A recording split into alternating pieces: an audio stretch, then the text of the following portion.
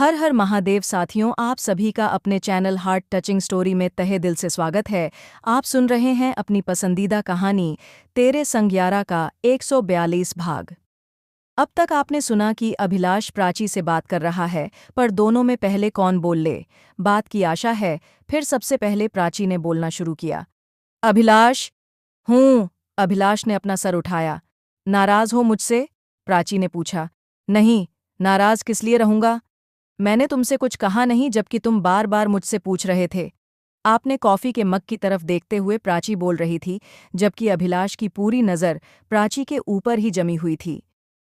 कोई नई बात तो थी नहीं, तुम्हारी तो पुरानी आदत है, अभिलाष ने लापरवाही से कहा। प्राची ने सर उठाया। कौन सी आदत? वह समझी नहीं थी। मुझ पर भरोसा न करने की, अभिलाषा आराम से बोला। बात भरोसे की नहीं है अभिलाष, मुझे तुम पर भरोसा है और कल भी भरोसा बहुत ज्यादा था, पर मेरा समय इतना खराब चल रहा है कि मैं आसानी से किसी और पर भरोसा करके अपनी प्रॉब्लम भी नहीं शेयर कर पा रही थी। प्राची रुकते रुकते बोल रही थी, जैसे कि अपने बोलने के लिए या फिर अपने दिल की बात कहने के लिए उचित शब्द ढूंढ रही थी। पूरे कमरे में सन्नाटा फैला हुआ था। मैं किसी और पर करने के लिए कह भी नहीं रहा, लेकिन मुझ पर भरोसा करना चाहिए था।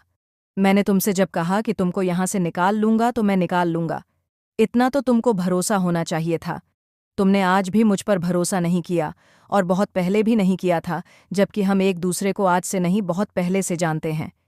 अभिलाष जिद्दी बच्चे की तरह चिढ़ते हुए बोल रहा था। प्राची समझ गई कि अब तक वह पहले वाली बात से ही नहीं निकल पाया है। हाँ, हम एक दूसरे को बहुत पहले से जानते हैं, इसीलिए तो मैं तुम्हें उस मुसीबत में नहीं फंसना चाहती थी जिस मुसीबत में मैं पहले से ही गिरी हुई थी। कल भी हम और तुम दोनों ही अपने पेरेंट्स पर डिपेंडेंट थे, उनसे अलग होकर हमारी कोई वैल्यू नहीं थी, तो फिर मैं तुम्हें तुम्हारे पेरेंट्स के खिलाफ खड़ा करके क्या करती? जबकि मैं जानती थी कि तुम कुछ भी कर सकते हो, पर यही कुछ भी मैं नहीं चाहती थी। और रही आज की बात, मेरे आसपास इतना अंधेरा है कि उसमें मुझे मदद का कोई भी हाथ दिखाई नहीं पड़ रहा था, और तुमसे मदद लेने से पहले मुझे बहुत कुछ सोचना था कि कहीं मेरी मदद करते हुए तुम किसी परेशानी का शिकार मत बन जाओ। और तुम तो उन लोगों के साथ बिजनेस करने आए थे जिसे मुझे बेइंतहा नफरत है।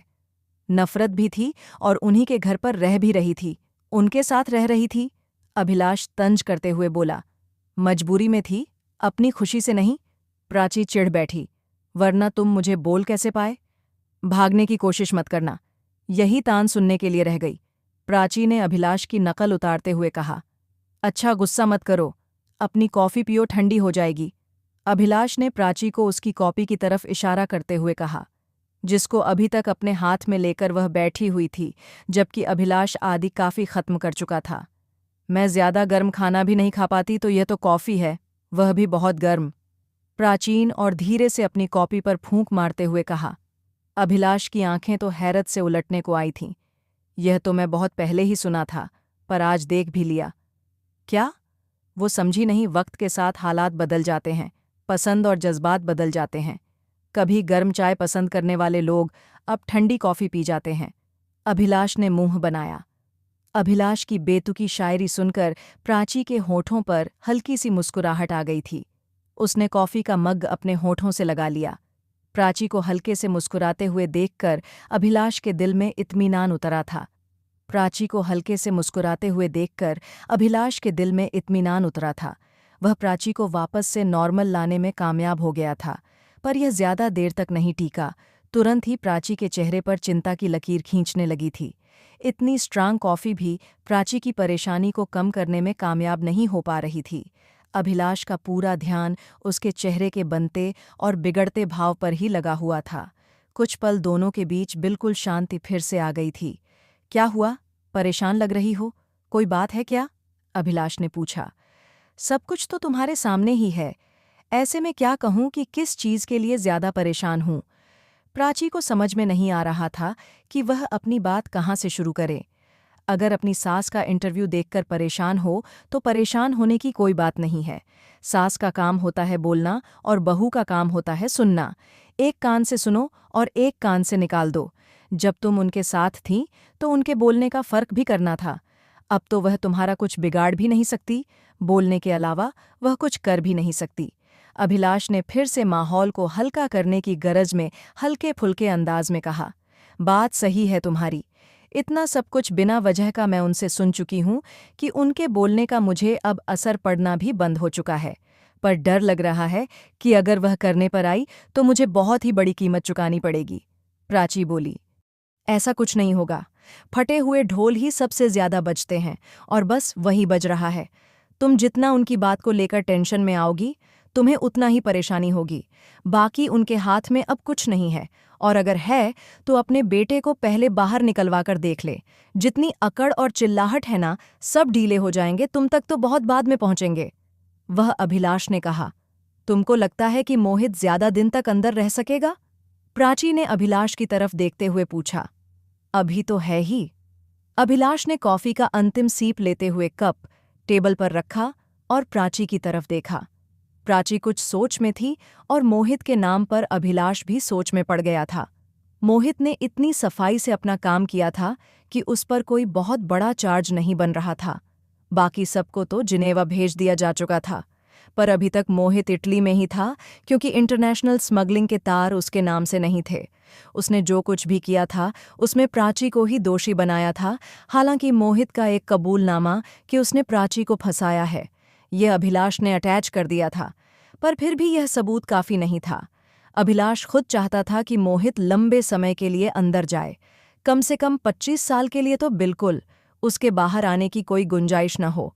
प्राची के साथ उसने जो कुछ भी किया था उसकी इतनी सजा तो बनती ही थी, पर यहाँ पर दो तरह के कानून उसके सामने आ रहे थे।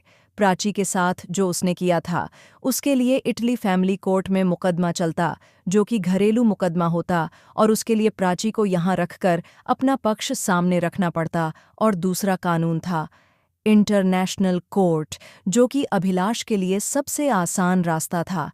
अगर मोहित इंटरनेशनल स्मगलिंग केस में फंस जाता तो बिना कुछ किए ही वह अपने सारे कर्मों की अच्छी सजा पा सकता था। पर प्रॉब्लम वही थी, सबूत काफी नहीं थे।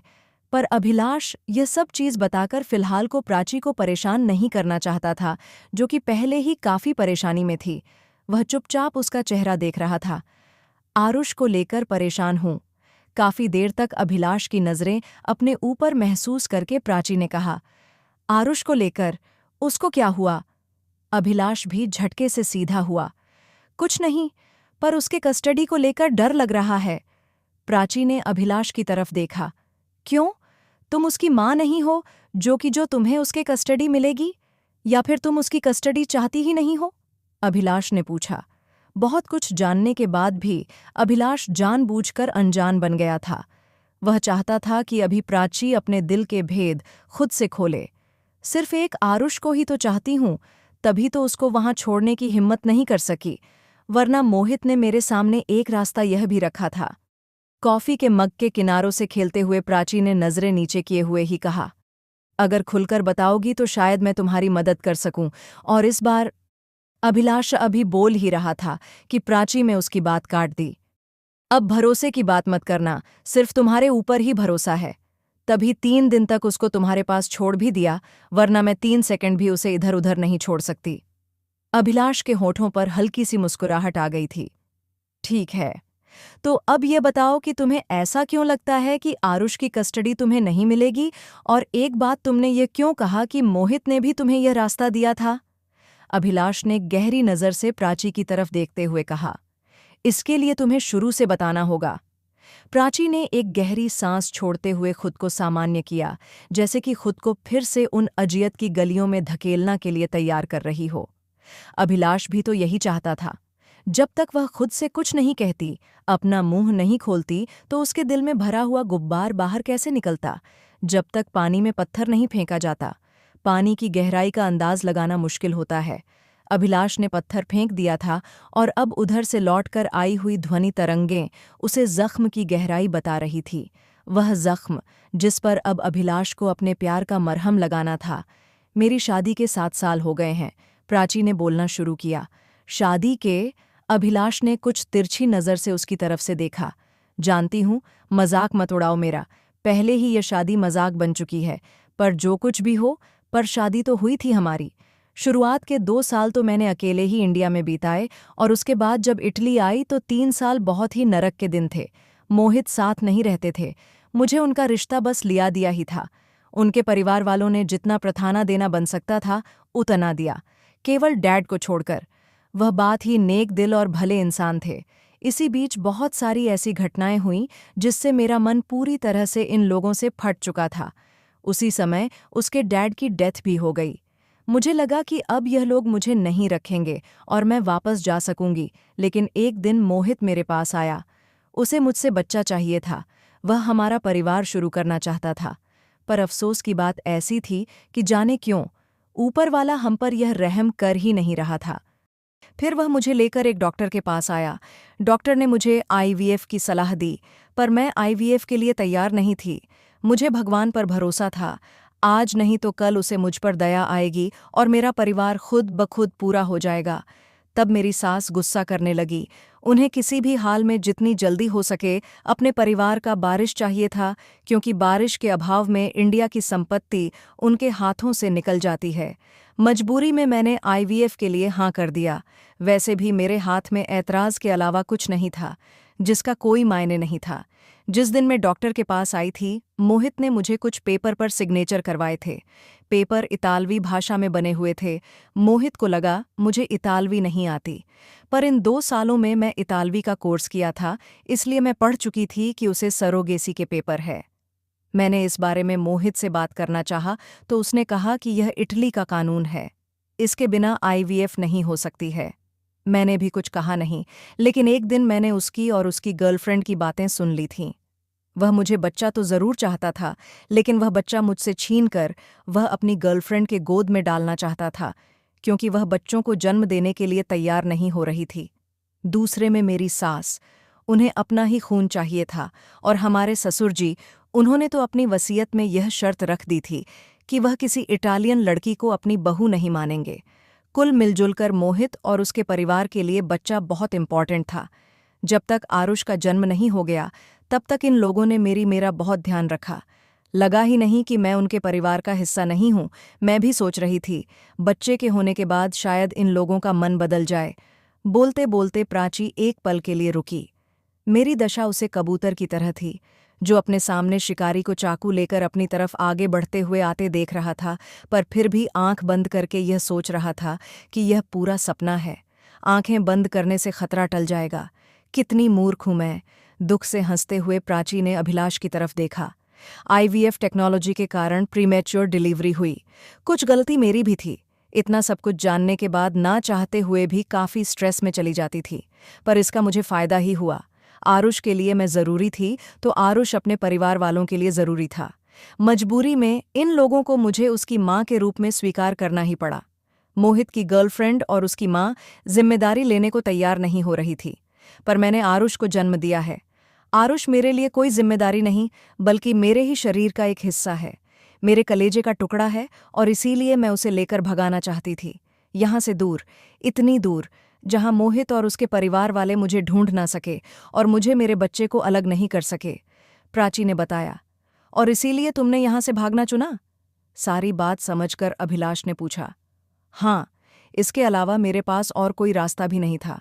एक नरक में थी। इतना तो भरोसा था कि इस नर्क से निकलकर इससे बड़े नरक में नहीं जाऊंगी, पर किस्मत यहाँ पर भी दगा दे गई। और अगर वह हादसा नहीं हुआ होता तो शायद मैं अब तक रोम से बाहर निकल चुकी रहती। मैं तुम्हारी सारी बात समझ रहा हूँ। कुछ चीज़ इन्वेस्टिगेशन के दौरान हमारे सामने भी आई है, और ख़ासकर तुम्हारी शादी और आरुष के जन्म को लेकर भी। अभिलाष ने प्राची की तरह कुछ झुककर धीरे से कहा। मतलब? प्राची की आंखें छोटी हुई थीं। मतलब यह कि तुम जिस शादी को शादी कह रही हो, उस शादी का कोई अस्तित्व ही नहीं है, अभिलाष ने बताया। क्या कहना चाहते हो तुम? अभिलाष की बात पर तो प्राची बिल्कुल हैरान रह गई थी। मुझे शादी को मनाने के लिए उसने अपना सर्वस्व होम कर दिया। वह एक धोखा थी। यह एपिसोड आपको कैसा लगा, कमेंट करके जरूर बताएं। मिलते हैं अगले भाग के साथ। तब तक के लिए वीडियो को लाइक और चैनल को सब्सक्राइब करना मत भूलिएगा। खुश रहिए, स्वस्थ रहिए, मस्त रहिए, और यही यूट्यूब पर मिलते रहिए। कहानी अगर पसंद आती है तो उत्साहित भी किया कीजिए। आप सुपर थैंक्स के माध्यम से मुझे प्रोत्साहन भी दे सकते हैं। और साथ में अपने दोस्तों के साथ इसे फेसबुक और व्हाट्सएप पर शेयर भी कीजिए। इस चैनल पर मिलेंगे आपको दिल छू लेने वाली मनोरंजन, पारिवारिक और शिक्षाप्रद कहानियां, और हर कहानी के रेगुलर अपडेट मिलते हैं। अगले भाग के साथ। हर हर महादेव।